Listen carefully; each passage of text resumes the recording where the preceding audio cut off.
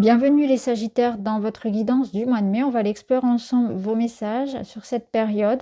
Donc ici, nous aurons le thème principal, les énergies qui vont vous accompagner sur le mois. Le fil conducteur, ici, le domaine plutôt matériel.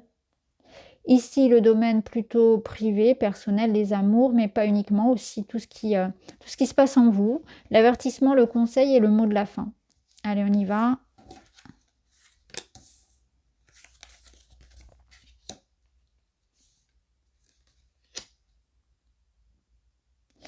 Alors là, ce que je ressens, c'est quelqu'un qui est quelque peu coupé comme en deux, qui doit choisir et quelque part, qui culpabilise de faire un choix, de privilégier l'un des camps plutôt que l'autre. Vous voyez, il y a un petit peu cette idée, par exemple, de culpabiliser, d'être préoccupé par ses projets personnels et du coup de devoir délaisser peut-être sa famille ou autre chose. Vous voyez, on voudrait être partout, on voudrait pouvoir tout faire, mais il faut faire des choix.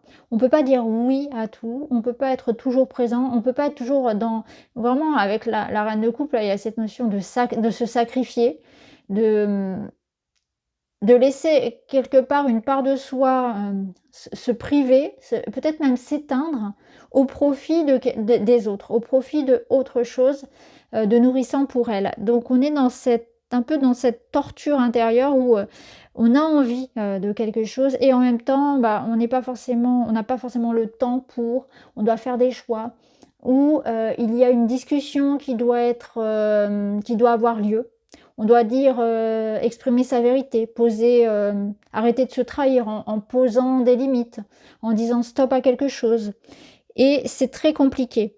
Donc on voit que là, il y a une situation où vous devez dire stop, vous devez vous écouter, vous devez nourrir quelque chose en vous quelque part qui se meurt au profit de quelque chose qui est sans doute extérieur de vous.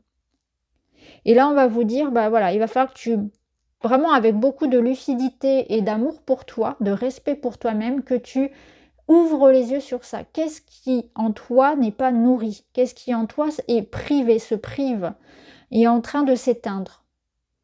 Donc peut-être que là, on va nous parler d'habitudes alimentaires, d'hygiène de vie, mais on peut nous parler aussi de rester dans des situations qui ne nous nourrissent plus et on le sait. Ça peut être un travail, ça peut être une relation amoureuse, une maison, un lieu, des situations où on le sait, ça nous éteint, ça nous éteint. Il y a quelque chose que je ressens vraiment comme ça. Alors les mots sont forts, mais ça peut être aussi une dépendance, ça peut être de l'anxiété sur laquelle je mets un mouchoir dessus. Il y a quelque chose que je ne veux pas voir, que je ne veux pas entendre, mais qui quelque part me fait du mal. Donc je dois choisir, je dois écouter ce qui parle, je dois écouter ce qui souffre. Voilà un petit peu le thème ici. Ouais, il y a une situation où on doit s'affirmer, on doit s'écouter davantage. On va voir comment ça ressort par la suite. Bon, 3 d'épée inversé dans le matériel. Voilà. Bon, là, au niveau matériel, si vous voulez, vous allez prendre conscience que parfois dans la vie, il y a des choses qui arrivent qui font un peu mal. Voilà. Et donc c'est une petite trahison, une petite déception. Les choses se passent pas comme prévu. C'est embêtant. Voilà, ça, clairement, ça fait, voilà, hein, vous voyez ce que je veux dire. Mais ça fait partie de la vie. Parfois, on n'obtient pas ce qu'on mérite. Parfois, on n'obtient pas ce qu'on veut. Et quelque part, ici, on vous dit, il y a une notion de temps.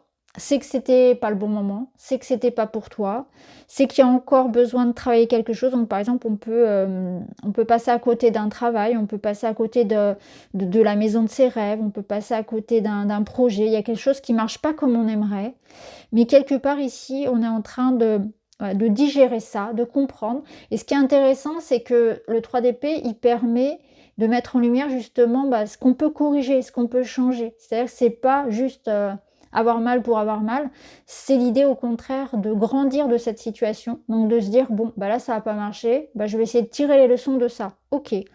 Bon là j'ai peut-être trop fait confiance, là j'ai peut-être pas assez travaillé sur ça, j'ai peut-être, je peux changer ça. Et ce qui fait que ça va quelque part vous permettre pour la suite d'avoir un trousseau de clés, une boîte à outils encore plus fournie. Donc Ne soyez pas triste, déçu. Dites-vous que ce qui fonctionne pas ici, ce qui est révélé en fait, ce qu'on peut vous reprocher, ce qui peut bloquer, quelque part ça vous permet d'améliorer en fait la situation. Donc il y a du positif à tirer. Et là, on vous dit aussi que pour certains, il y a une porte qui se ferme. C'est pas pour vous, on vous dit non. Voilà, la vie vous dit non. C'est parce qu'il y a autre chose.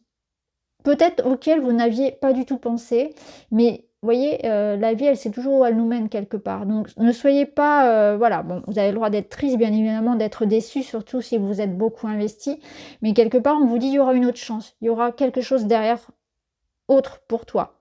Donc même si tu ressens que pour l'instant ça n'avance pas, peut-être que c'est tout simplement que là tu es dans l'attente ou que voilà, tu as moins d'inspiration, moins de voilà, il y a moins la dynamique n'est plus là. Quelque part ici, c'est comme une sorte de préparation qui permet, vraiment de faire aussi du tri dans ce qui marche pas, ce qui est pas très sain, les situations, les projets qui me nourrissent plus mais dans lesquels je reste.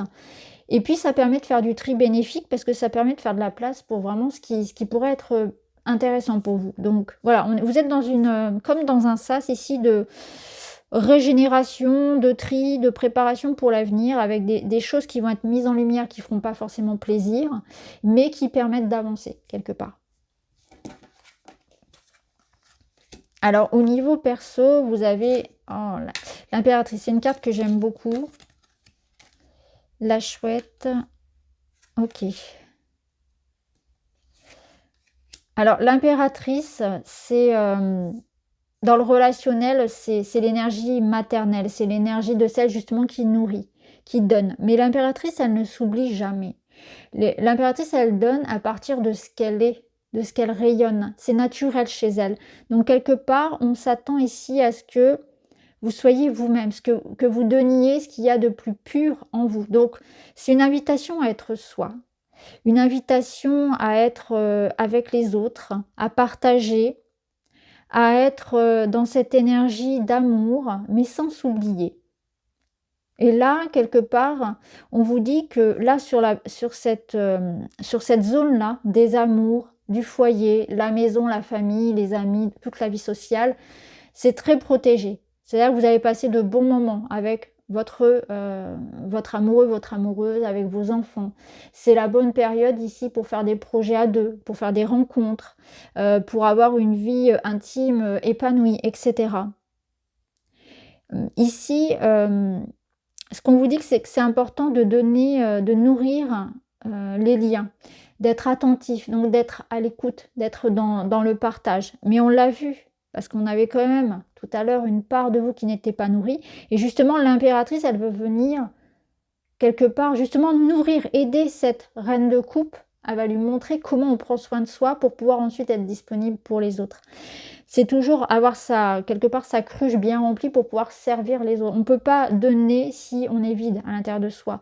Et l'impératrice, elle va venir vous aider justement à bien vous nourrir, de manière vraiment très large. Hein. C'est-à-dire pas uniquement ce que vous mangez, mais à bien choisir vos relations, à passer du temps pour vous, à prendre soin de votre corps, vous voyez, à être aussi dans des relations saines, à savoir poser des limites fermes, tout en étant très juste. Donc c'est vraiment cette carte qui vient rééquilibrer l'espace personnel, qui vous offre de belles perspectives au niveau des relations et notamment des nouvelles rencontres également. Ça vous apporte beaucoup d'intuition, beaucoup de douceur, de chaleur.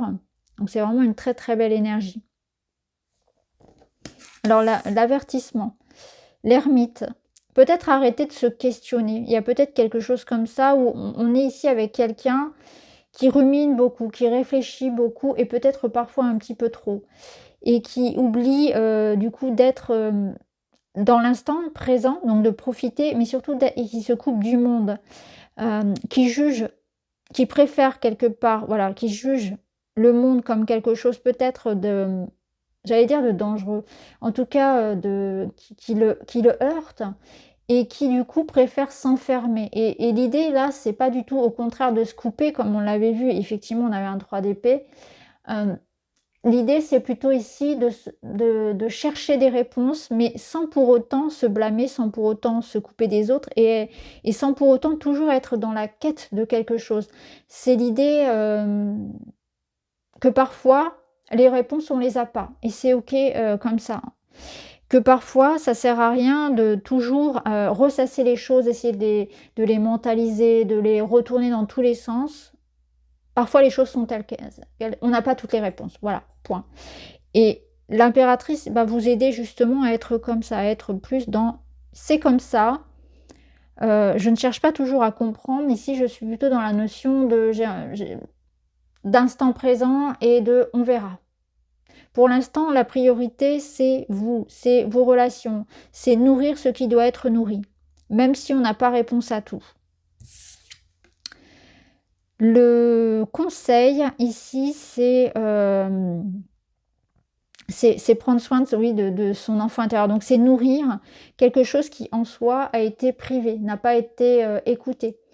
C'est se reconnecter à une part de soi qui a été éteinte. Ça peut être à un projet créatif, ça peut être à l'idée même de prendre du plaisir, de prendre une pause, à l'idée de la joie simple, à l'idée de retrouver son optimisme. Alors peut-être qu'effectivement, il y a des situations qui vous ont vraiment blessé au point d'avoir envie de s'isoler complètement. Mais l'idée ici, c'est plutôt de l'ouverture, de savoir réouvrir son cœur, de savoir refaire confiance, de savoir être à l'écoute de ce qu'on ressent. Parce que quand on souffre, on peut aussi parfois complètement se dissocier pour pouvoir arrêter de souffrir. Et ici, c'est plutôt être à l'écoute de ce qui résonne en soi. Vous voyez, c'est aussi être ouvert à ce qui se propose autour de vous. Donc c'est remettre de la douceur pour soi, remettre du contact avec l'autre et retrouver goût et retrouver savoir encore voir la magie de la vie. Voilà, la magie de la nature, la magie dans la vie et dans l'instant. Le 8, je crois en ma capacité de réussite. Ouais, c'est reprendre confiance en soi.